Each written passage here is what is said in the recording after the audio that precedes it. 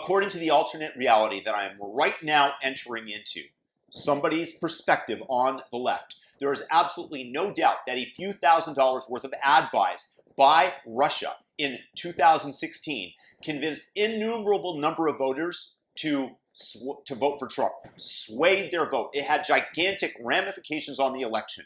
Thus, the term Russia collusion was born. Yet, in 2020, when the entire media apparatus and the giant social media companies do virtually everything they can to squash a story, to suppress a story about Hunter Biden, had zero effect on the election. Let's discuss and enter into that reality right now. Because of the competitive nature of media today, they are usually tripping over each other to try to get a hold of a story first. And sometimes this leads to them getting stories wrong. For example, the case of the Covington kids who in Washington, D.C. were beset upon by the Indian kook who started beating a drum in their face. The media companies never publicly retracted their horrific reporting. In fact, the only thing that was subtracted were millions of dollars from their bank accounts, as Nicholas Sandmann, the boy in question, sued successfully for their lies and defamation. Funny thing, originally all he asked for was a retraction and an apology. These news media giants really manage their shareholders' money well. But still, there is tremendous amount of competition amongst the media giants to get stories out first. Any juicy Smollett story, reporters are like sharks in the water with blood being thrown in. So why in the world would they attempt to bury one of the biggest political stories of the last decade, where you have the son of the Democratic presidential contender involved with illicit activities with a foreign adversary, getting preferential treatment because of who he is, and all of it provable because a laptop that was owned by Hunter was released. The information on the hard drive was readily available and the FBI has had it. Why do you think that is? Let me define something. Collusion. Secret or illegal cooperation or conspiracy, especially in order to cheat or deceive others. So the New York Post, one of the oldest newspapers in our country with the fourth largest circulation, drops the bombshell story.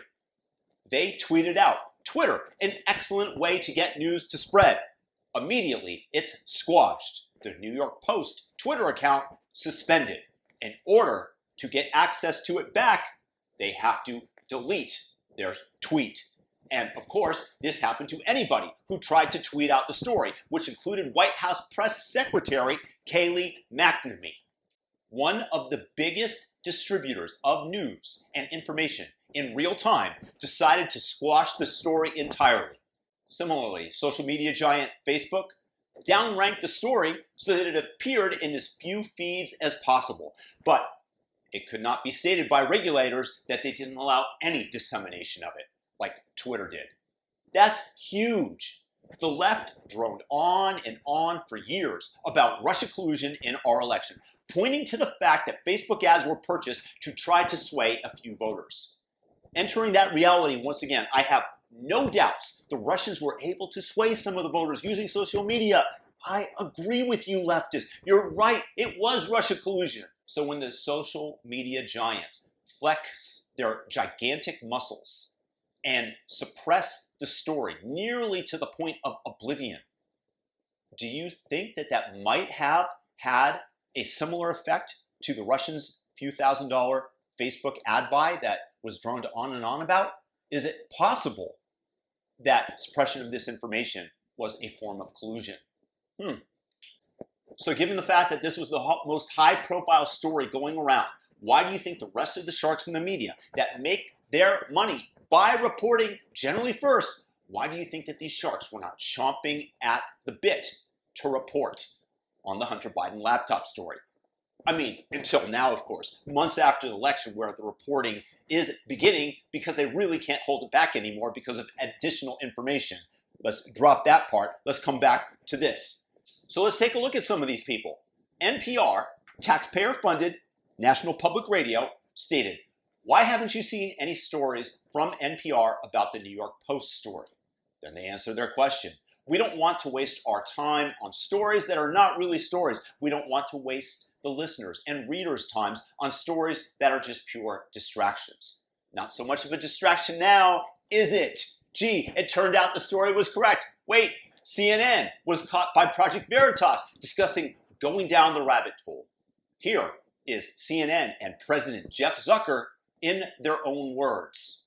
On the Breitbart, New York Post, Fox News rabbit hole of Hunter Biden. Obviously, we're not going with the New York Post story right now on Hunter Biden, and which seems to be giving its marching orders to Fox News and the right-wing echo chamber about what to talk about today. Obviously, Hunter Biden's lawyer is quoted in that New York Post piece, and we'll just continue to report out. This is the very stuff that the president was impeached over. This is the stuff that Senate committees looked at and found nothing wrong in Joe Biden's interactions with Ukrainians, and now having an email that perhaps there was a meeting with someone from Burisma it seems Rudy Giuliani's sort of dream-a-vision of how to throw stuff at the wall in these closing days of the campaign. Hey, Jeff, it's just David on the Burisma story, and we should be awfully careful about that, obviously. But I do think there's a media story of what in the world are Maggie Haberman and Jake Sherman doing, retweeting that story. The only people who tried to bring it to the forefront at all in the big news media, Fox News, and specifically Tucker Carlson, who had Tony Bobulinski, who directly was able to implicate Joe Biden as being involved with the dealings. Tony Bobulinski was directly associated with the inner workings and business dealings of Biden Inc. and had intimate knowledge of everything that went on there. The sharks were all told not to bite because in the end it's a business and there's more money to be generated down the road from Beijing Biden. Or maybe they really thought that Trump was an affront to civil discourse and decency. Whatever the reason that they had, they certainly are reporting on it now. Hunter and Joe Biden are in bed with the Chinese, and it's looking like a possible CCP takeover of the power halls of the United States of America. Right now, we're being made aware that Hunter Biden is involved in a tax probe, as well as one involving money laundering that has been going on for months. Now that it's all out in the open, Twitter CEO Jack Dorsey admitted to Congress that they made a mistake in terms of suppressing the story. That's like a friend of mine who I used to trust telling me, "Sorry, I guess I shouldn't have told your wife that you were cheating on her. I wasn't sure. My bad." "Oh, yeah, in that case, all is forgiven." No, I'm never trusting you again. This was flat out election interference by the social media giants and all the leftist accomplices in the media establishment. If you think that I'm wrong, if you think that there's something that I'm missing, please, by all means, bring it on and leave me a comment below. And whoa, before I get ahead of myself and you think that I'm ragging on Jack Dorsey and Facebook and the rest of the mainstream media, I'm 100% sure, and I'm sure all of you thinking out there will 100% agree with me, that if it was Hunter Trump who had taken the same actions, it would have been reported in the exact same way. They don't want to interfere with an election. And I truly mean this. For those of you still out there who believe truly that Russia interfered with the elections and that they swayed the vote for Donald Trump, let me just say, I'm going to work under the presupposition that everything that I've just stated that you believe is 100% correct. Russia did influence voters, right? We can agree on that.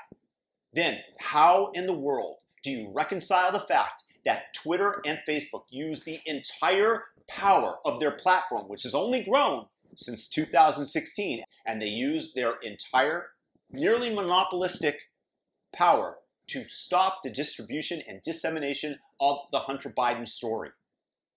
Not just a few $1,000s worth of buy, over the entire network, affecting billions of people rather than just a few thousand. How in the world could that not have greater ramifications and effects on the 2020 election than Russia's ad buys in 2016? I love to know when my logic is incorrect, so if you have a good answer, please drop it in the comment below. I'm waiting for any good explanation with bated breath. I'm really excited if somebody can disprove me. Let me know what you guys think. If you're new to the channel, subscribe, notification bell, all notifications. Most of all, fantastic day for everyone out there. Peace out.